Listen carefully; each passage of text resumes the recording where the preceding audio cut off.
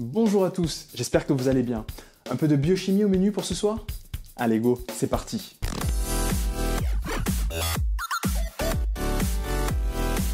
Dans une vidéo précédente, nous nous sommes concentrés sur le métabolisme énergétique qui consomme du dioxygène et qui commence par la dégradation chimique du glucose pour produire du pyruvate. Puis, nous avons vu que selon les types cellulaires et leur équipement enzymatique, certaines pouvaient respirer et ou fermenter. Celles qui sont capables de faire les deux sont qualifiées d'aérobie facultative. Saccharomyces, vous vous rappelez ce fameux champignon utilisé pour fabriquer du vin? Eh bien lui, il peut basculer d'un métabolisme vers l'autre. Quand le milieu présente une concentration élevée en glucose, qu'il y ait présence de dioxygène ou non, le métabolisme du glucose sera plutôt de type fermentaire. Il existe un processus pas encore entièrement élucidé qui inhibe ou qui empêche la respiration de se dérouler au profit de la fermentation qui pourtant libère moins d'énergie.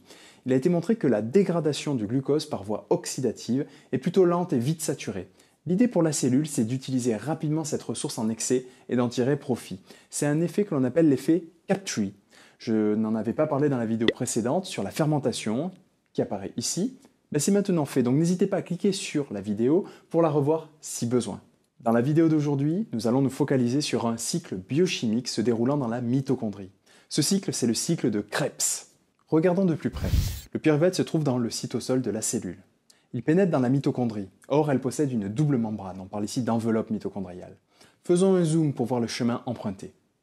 Le pyruvate passe par la membrane externe via des porines. Il se retrouve alors dans l'espace intermembranaire. Il traverse alors la membrane interne grâce à un transporteur de type Sympore en couplant son entrée avec un ion H+. Après son entrée dans la mitochondrie, les pyruvates se trouvent dans le compartiment le plus interne, que l'on appelle la matrice. Ils se font convertir en un composé appelé l'acétyl-CoA.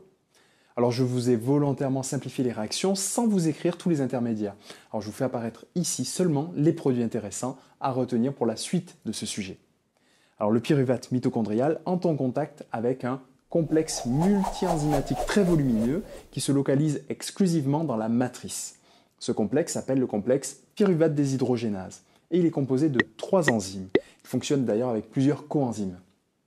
Les sites actifs de chaque enzyme sont situés à faible distance les uns des autres, ce qui permet au produit de la première enzyme de devenir le substrat de la seconde enzyme, donnant du coup un nouveau produit, qui lui-même deviendra le substrat de la troisième enzyme.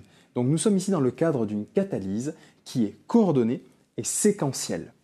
Première réaction, le pyruvate subit une décarboxylation, donc on libère du CO2. Le composé restant est formé de 2 carbones, c'est ce qu'on appelle un acétate.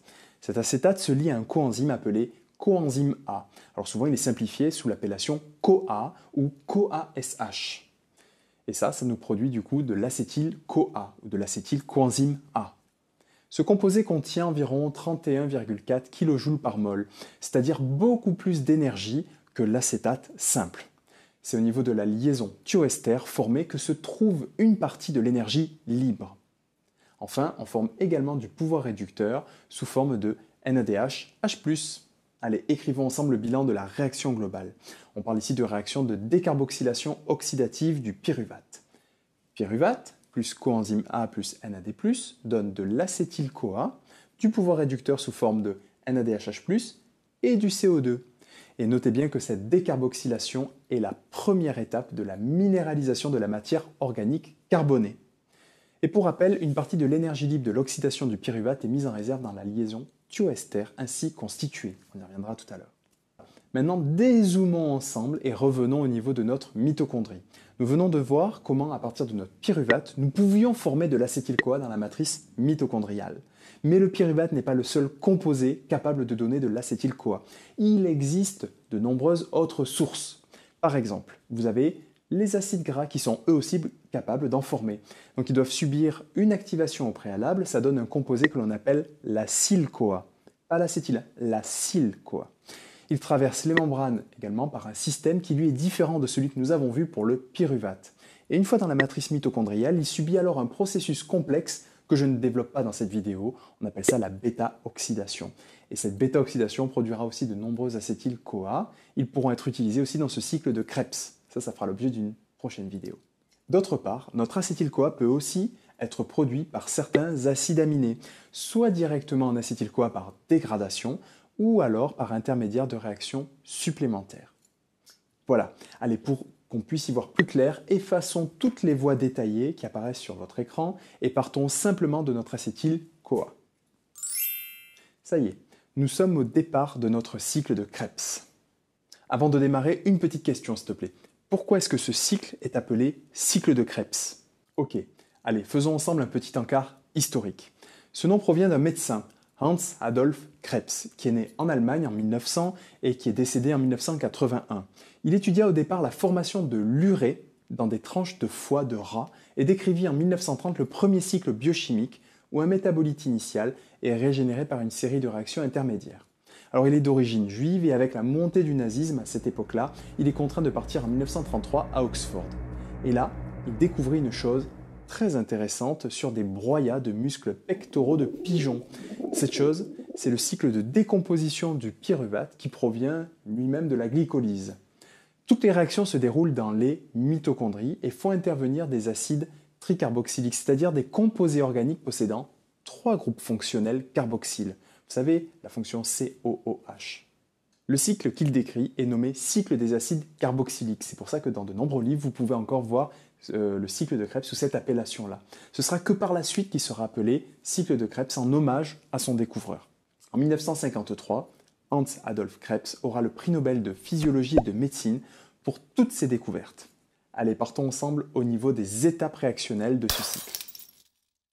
Première réaction. L'acétyl-CoA contient 2 carbones. Il réagit avec l'oxaloacétate qui en contient 4 et ils forment ensemble un composé à 6 carbones. Ce composé est appelé le citrate. Alors c'est une réaction du coup de condensation.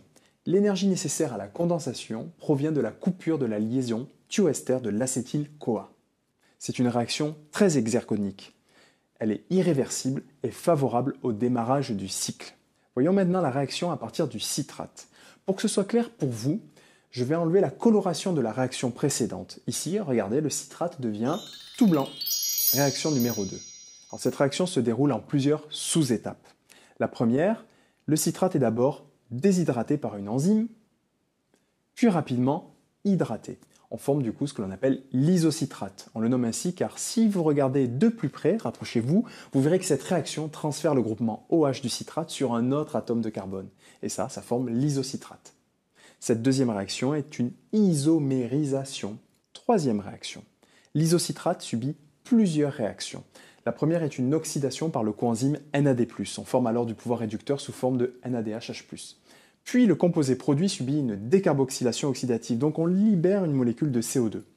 Quatrième réaction. C'est une réaction complexe également et elle est catalysée par un complexe multienzymatique.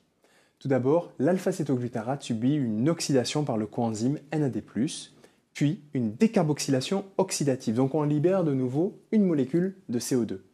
Cette nouvelle molécule ne contient plus que 4 carbones. Enfin, il se réalise une condensation avec un coenzyme A, ce qui donne une liaison thioester. Cinquième réaction. L'enzyme de cette réaction lise la liaison thioester, libère le coenzyme A et transforme le succinyl-CoA en succinate. C'est une réaction très intéressante énergétiquement car elle utilise l'enthalpie libre libérée par la rupture de la liaison thioester pour former du GTP à partir du GDP plus PI, c'est-à-dire un phosphate inorganique. Ce GTP sera ensuite utilisé pour produire de l'ATP. Vous avez une phosphorylation ici sur substrat. L'enzyme qui est une kinase effectue une transphosphorylation entre le GTP et l'ADP. Et notez bien, cette étape réactionnelle est la seule du cycle à produire directement de l'ATP. Sixième réaction, le succinate ici est oxydé en fumarate. Cette oxydation est couplée à la réduction d'un FAD en FADH2. Vous pouvez également noter que l'enzyme responsable de cette réaction fait partie du complexe 2 de la chaîne respiratoire. Elle est la seule du cycle à être liée à la membrane interne mitochondriale. Septième réaction. Le fumarate subit une hydratation de sa double liaison et il est transformé en malate. Dernière réaction. Le malate est oxydé, sa fonction alcool secondaire devient une fonction cétone. Et cette réaction est couplée à la réduction d'un NAD+ en NADH+ et forme de l'oxaloacétate. L'oxaloacétate est prêt à se lier à une autre molécule d'acétate à partir de l'acétyl-CoA et le cycle recommence et ainsi de suite. Bilan de ce cycle.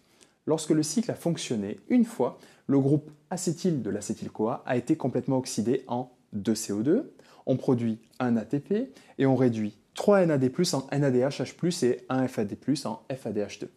Il existe plusieurs niveaux de contrôle pour ce cycle de Krebs. Je vais vous donner ici quelques exemples.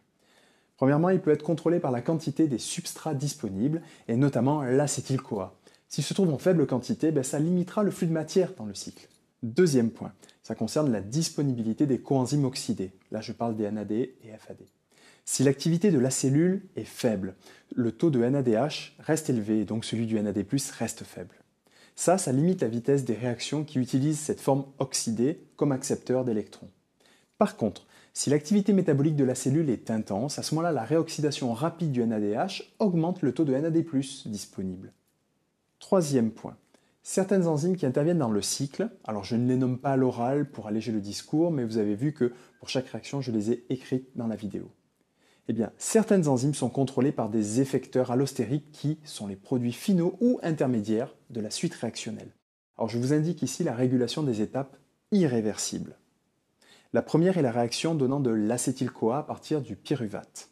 L'enzyme est inhibée par le produit donc, ici je parle de l'acétyl-CoA. C'est une inhibition compétitive. L'ATP d'ailleurs est aussi un inhibiteur, mais un inhibiteur allostérique. Autre réaction, celle formant du citrate. L'enzyme, c'est la citrate synthase. Eh bien, cette enzyme est inhibée par le NADH et par son produit direct, c'est-à-dire le citrate, qui se comporte ici en inhibiteur compétitif de l'oxaloacétate. Autre réaction, celle formant de l'alpha-cétoglutarate. Là, l'ATP est un inhibiteur allostérique, tandis que l'ADP est au contraire un activateur. Le NADH, pour cette réaction, est un inhibiteur également. Dernière réaction, celle permettant la formation du succinyl-CoA. L'inhibition compétitive est réalisée par le produit, le succinyl-CoA et le NADH. Alors le cycle de Krebs fournit des intermédiaires, notamment pour les biosynthèses. Par exemple, on peut réaliser la biosynthèse d'acides aminés à partir de l'alpha-cétoglutarate. On peut également récupérer du glucose par une voie touchant le cycle de Krebs en carboxylant le pyruvate et formant de l'oxaloacétate. Mais attention, ça demande plusieurs réactions, des changements de compartiment cellulaire, et ça je ne le développe pas ici, ce sera l'objet d'une future vidéo, notamment sur la néoglucogénèse. À partir du succinyl-CoA, il existe aussi des voies permettant la synthèse de porphyrine. Vous savez, c'est ce qui est à l'origine des M dans l'hémoglobine, et on en trouve aussi dans la chlorophylle. Enfin, notre acétyl-CoA peut être à l'origine de la formation d'acides gras. Alors là non plus, je ne rentre pas dans les détails, ça fera l'objet d'une autre vidéo sur les biosynthèses des graisses. Voilà, je m'arrête là. J'espère que ce cycle de Krebs ne vous décourage plus maintenant. Il y a beaucoup de choses à retenir, ça je le conçois, beaucoup de détails, mais essayez quand même d'avoir une vue d'ensemble. Merci à tous. Si cette vidéo vous a plu, n'hésitez pas à la partager. Pensez à vous abonner aussi à la chaîne en cliquant juste ici pour être au courant des dernières sorties d'épisodes. Enfin, vous êtes de plus en plus nombreux à être sur la page Facebook Biologique et ça fait super plaisir. Et je vous remercie encore pour tous vos messages super positifs et très gentils. Allez, je vous dis à très bientôt pour une prochaine vidéo. Ciao!